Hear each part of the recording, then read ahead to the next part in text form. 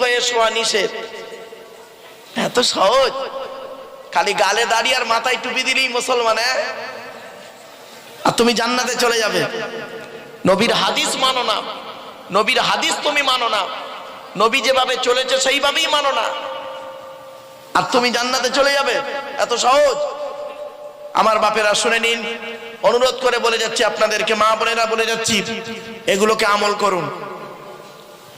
ঘুম থেকে উঠবেন, ঘুম থেকে উঠে দোয়া বলবেন, চেষ্টা করবেন সব সময় পাক পবিত্র অবস্থায় থাকা। ছোট্ট একটা উদাহরণ দিচ্ছি, এই মাসটার নাম হলো শাবান মাস, তাই তো বাবা? গতকালকে চাঁদ উঠেছে।